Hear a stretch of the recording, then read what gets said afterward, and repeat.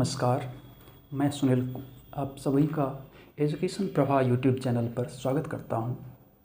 आज आप सभी के सामने रिसर्च अनुसंधान से संबंधित एक बेहतरीन टॉपिक जो कि जनसंख्या अर्थात पॉपुलेशन से संबंधित है उस पर आज मैं पूरी परिचर्चा करूंगा और मुझे आशा है कि आप सभी इन टॉपिक को बेहतरीन तरीके से जानेंगे। तो चलते हैं आज इस रिसर्च के अनुसंधान के जो टॉपिक हैं पॉपुलेशन अर्थात जनसंख्या। तो आप सभी इस पॉपुलेशन का नाम अवश्य सुने होंगे, जनसंख्या का नाम अवश्य सुने होंगे और सभी लोग परिचित होंगे। वस्तुतः अगर हम सामान्य भाषा की बात करें तो सामान्य भाषा में जब हम जनसंख्या की बात करते हैं, पॉपुलेशन की बात करते हैं, तो जनसंख्या उसे कहा जाता है जो किसी देश का हो, राज्य का हो, गांव का हो, शहर का हो या किसी अन्य समूह का हो। तो इसे हम एक प्रकार से जनसंख्या कह देते हैं और है भी, बिल्कुल है। अगर सामान्य भाषा की बात करें तो जनसंख्या उसे ही कहते हैं। लेकिन जब हम शैक्षिकीय परिदृश्य से बात करते हैं, अर्थात जब हम आप रिसर्च में जब बात करेंगे, अनुसंधान में जब बात करेंगे, शोध में जब बात करेंगे, तो जनसंख्या का जो परिभाषा है वो थोड़ा सा डिफरेंट हो जाता है। अब वो क्या डिफरेंट हो जाता है, तो अगर हम देखेंगे तो जनसंख्या वस्तुतः अनुसंधान के दृष्टिकोण से जनसंख्या उसे कहा जाता है जो किसी भी समूह के या समूह विशेष से जो ली गई हो और उसको एक इकाई के माध्यम से ली गई हो। वह एक इकाई जो होगी वह छोटा भी हो सकता है, छोटी इकाई भी हो सकती है, बड़ी इकाई भी हो सकती है या ऐसे नॉर्मल इकाई भी हो सकती है। वो किस प्रकार की इकाई होगी, तो जो रिसर्चर है, अनुसंधाता है, उससे संबंधित भी वो होगा। क्योंकि वो इससे संबंधित इसलिए होगा क्योंकि वो उसकी क्षमता और दक्षता कितने तक उसकी पहुंच हो सकती है, उसकी रुचि किस में है, तो उससे संदर्भित जब जनसंख्या का समूह का चयन करता है एक रिसर्चर, तो उसे हम रिसर्च की भाषा में जनसंख्या कहते हैं। आप इस प्रकार से समझ सकते हैं कि जैसे जनसंख्या किसी व्यक्ति विशेष, कोई व्यक्ति विशेष भी हो सकता है, कोई समूह विशेष भी हो सकता है, कोई विशेष प्रकार के समूह भी हो सकते हैं। जैसे मान लीजिए कि अगर ये भारत की जनसंख्या है और भारत की जनसंख्या पूरे ये भारत की जनसंख्या है, तो इसमें से अगर एक रिसर्चर एक रिसर्च करना चाहता है तो ये पूरे भारत की जनसंख्या पर रिसर्च नहीं कर सकता है। तो उसका वो कुछ न कुछ समूह लेगा जिसको हम नमूना कह देते हैं या फिर सैंपल कह देते हैं, प्रतिदर्श कह देते हैं, न्यादर्श कहते हैं। तो वो इस न्यादर्श के रूप में जितने सैंपल साइज का चयन किया है, जितनी इकाई का चयन किया है, वो उसकी क्या होगी, ये उसका अब मान लीजिए कि ये भारत है। भारत में से अगर ये पूरे भारत पर नहीं कर सकता है तो भारत पर नहीं कर सकता है, उसमें उसने ले लिया कि बिहार, तो बिहार क्योंकि उसके रेंज से बहुत बाहर है, एक शोधकर्ता वहाँ तक नहीं पहुँच सकता है। तो जब नहीं पहुँच सकता है तो हम एक छोटी सी इकाई ले लेते हैं बिहार। तो अब हमारी जो जनसंख्या है वो कुल मिलाकर क्या होगी, बिहार की जनसंख्या होगी। अब बिहार में भी ये तो पूरी जनसंख्या है, तो अब इसी प्रकार से ये बड़ी जनसंख्या हो गई, बिहार बड़ी जनसंख्या हो गई। अब अगर मान लीजिए कि एक कॉलेज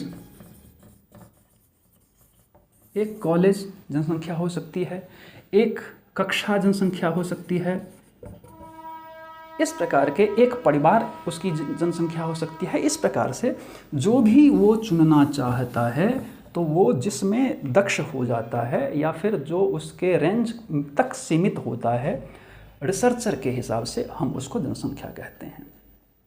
अब जब हम जनसंख्या की बात करेंगे तो जनसंख्या आप देखेंगे कि दो प्रकार के होते हैं।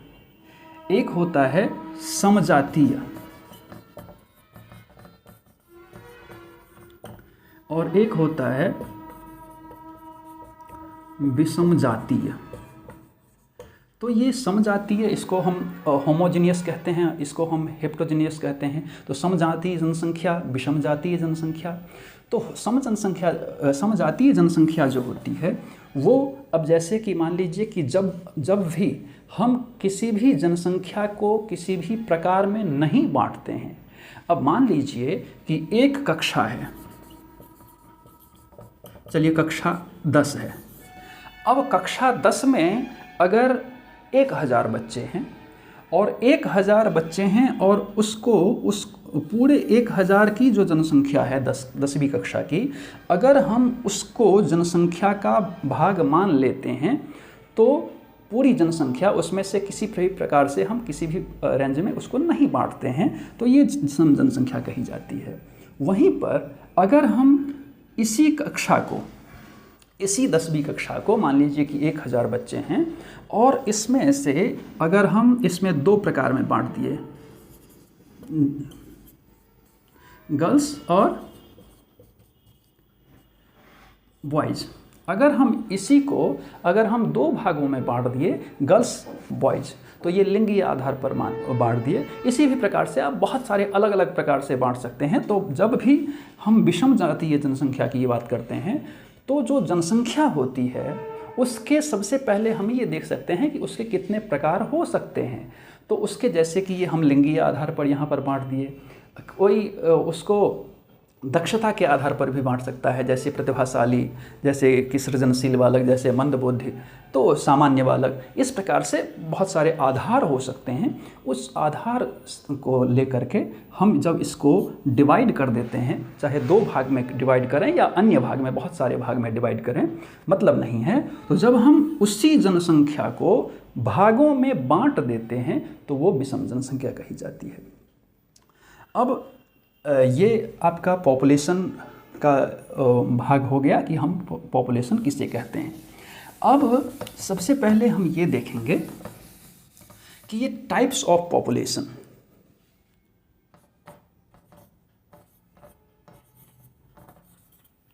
अर्थात जो हमारी जनसंख्या है, टाइप्स ऑफ पॉपुलेशन। तो टाइप्स ऑफ पॉपुलेशन को हम क्या कह देते हैं, जनसंख्या की अवधारणा।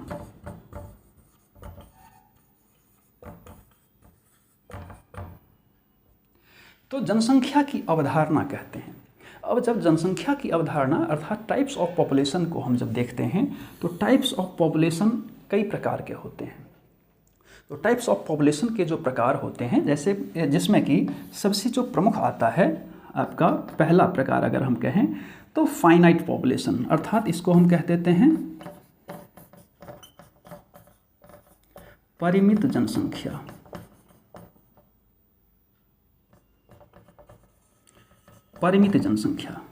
परिमित जनसंख्या हम इसको फाइनाइट पॉपुलेशन भी कहते हैं। तो फाइनाइट पॉपुलेशन या परिमित जनसंख्या उसे कहते हैं जो कि गणनीय हो। अब गणनीय क्या होता है, तो जो गणना युक्त हो या गणना जिसका हम कर सकें, सामान्य भाषा में जिसकी हम गणना कर सकें। तो जिसकी हम गणना कर सकें, जैसे एक परिवार में जो सदस्य हैं उस सदस्यों की संख्या को हम गणना कर सकते हैं कि 5 सदस्य हैं, 10 सदस्य हैं, 15 सदस्य हैं, 20 सदस्य हैं। अब किसी मान लीजिए कि किसी टोकरी में अभी आम का समय है, तो किसी टोकरी में आम कितने हैं तो उसकी हम गणना कर सकते हैं। तो जिसकी भी हम गणना कर सकते हैं वो क्या हो जाता है, तो जैसे मान लीजिए कि किसी लाइब्रेरी में बुक की संख्या अर्थात किताबों की संख्या, ये सबसे अब क्या है, गणनीय है, जिसको हम गणना कर सकते हैं। तो जब हम गणना कर सकते हैं, जिसको भी हम गणना कर सकते हैं, वो किस में आता है, इस परिमित जनसंख्या में आता है, अर्थात फाइनाइट पॉपुलेशन में आता है। दूसरा आपका होता है, दूसरा आता है इनफाइनाइट, दूसरा आता है अपरिमित।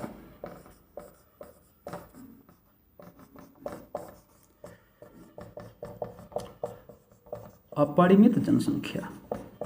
अब अपरिमित जनसंख्या क्या है, इसको हम कह देंगे अगणनीय। अब ये जैसे कि नाम से स्पष्ट है कि ये क्या है, अपरिमित जनसंख्या, इनफाइनाइट पॉपुलेशन। तो इनफाइनाइट पॉपुलेशन हम उसे कहते हैं जिसकी हम गणना नहीं कर सकते हैं या उसमें हम सक्षम नहीं होते हैं। अब जैसे किसी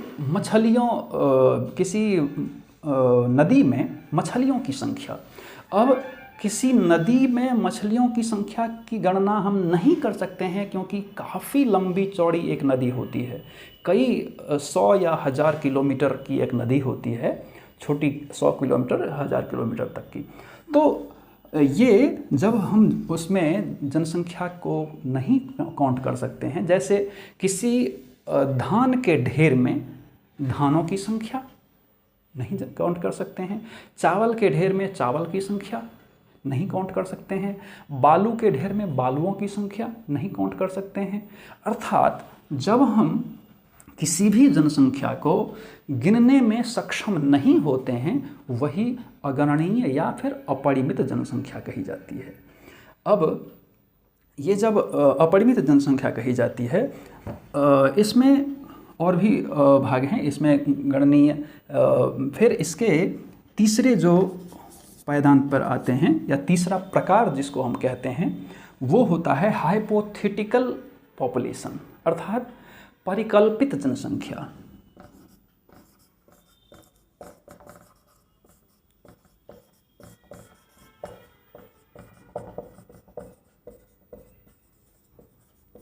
परिकल्पित जनसंख्या। अब परिकल्पित जनसंख्या हम किसे कहें, तो परिकल्पित जनसंख्या जैसे कि नाम से स्पष्ट है कि ये परिकल्पित अर्थात हम परिकल्पना करते हैं कि ऐसा हो भी सकता है, नहीं भी हो सकता है। अगर जैसे किसी लूडो का डाइस होता है, उसमें 6 डिजिट होते हैं, लेकिन जब हम उसको लुढ़काते हैं तो हमें खुद नहीं पता होता है कि कौन सा डिजिट आएगा, उस टोटल 6 जो डिजिट हैं उसमें से कौन सा आएगा हमें खुद नहीं पता होता है। तो जब हमें खुद नहीं पता होता है तो उसको हम क्या कह देंगे, परिकल्पित, अर्थात संभावित। हम ये कह सकते हैं कि 6 आएगा, 5 आएगा, 4 आएगा, 3 आएगा, 1 आएगा, क्या आएगा नहीं पता। तो जब नहीं पता होता है तो उसको हम क्या कह देते हैं, परिकल्पित जनसंख्या, अर्थात संभावित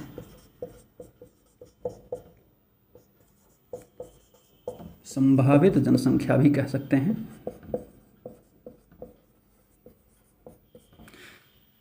अब संभावित जनसंख्या में एक और हम बता देते हैं, जैसे कि मान लीजिए कि ये परिकल्पित जनसंख्या है। अब एक गांव में कोई गया और पूछा कि एक व्यक्ति गया और एक व्यक्ति से पूछा कि भैया इस गांव में कितने लोग रहते हैं। तो उसने बताया कि तकरीबन 2000।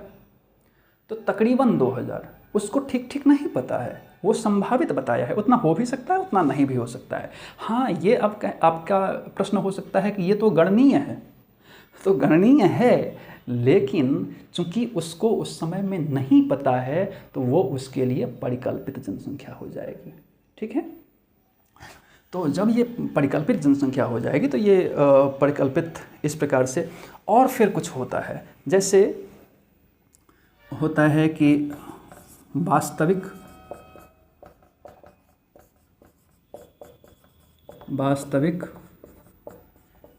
सत्य एवं विद्यमान। अब ये वास्तविक सत्य एवं विद्यमान जो जनसंख्या है ये भी एक प्रकार है। तो वास्तविक सत्य एवं विद्यमान ये ऐसी जनसंख्या होती है जिसमें हमें वास्तव में उस समय में वो है वही चीज़।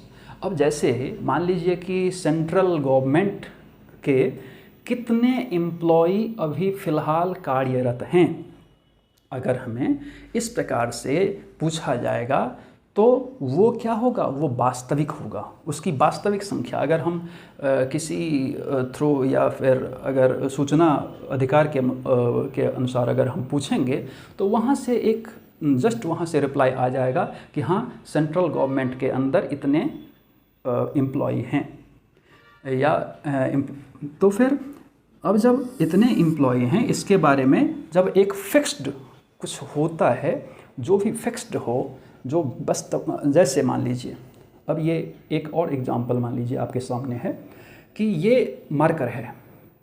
अब ये मार्कर है, ये सत्य है कि ये मार्कर है, ये वास्तविक भी है कि ये मार्कर है, और ये विद्यमान भी है, क्योंकि ये हम देख भी रहे हैं कि आँख से भी देख रहे हैं कि ये मार्कर है, ये चल भी रहा है, तो इससे पता चलता है कि ये मार्कर है, और ये वास्तविक है, ठोस है। ये वाइट बोर्ड है, तो ये हमें पता है। अर्थात जो वस्तुतः इस समय में दिखाई पड़ रहा है और वो प्रत्यक्ष है, अप्रत्यक्ष नहीं, वो प्रत्यक्ष है, तो उसको हम क्या कह देंगे? वास्तविक, सत्य और विद्यमान। अब आप कहेंगे कि सेंट्रल गवर्नमेंट के जो एम्प्लॉई हैं वो वास्तविक में हमें तो दिखाई नहीं पड़ रहे हैं। अरे भैया, दिखाई पड़ने का मतलब है कि वो उसमें कार्यरत उतने लोग हैं, इसका ये मतलब है। तो इस प्रकार से आज की क्लास यहीं पर हम सीमित करते हैं। पुनः अगली कक्षा में हम इसी भाग को, इसी कड़ी को हम आगे प्रस्तुत करेंगे, आगे बढ़ाएंगे। तब तक के लिए धन्यवाद। और सभी लोग, आप एजुकेशन प्रभा चैनल को देख रहे हैं, और आप लोग सब्सक्राइब कीजिए, लाइक कीजिए और फॉरवर्ड भी कीजिए। धन्यवाद।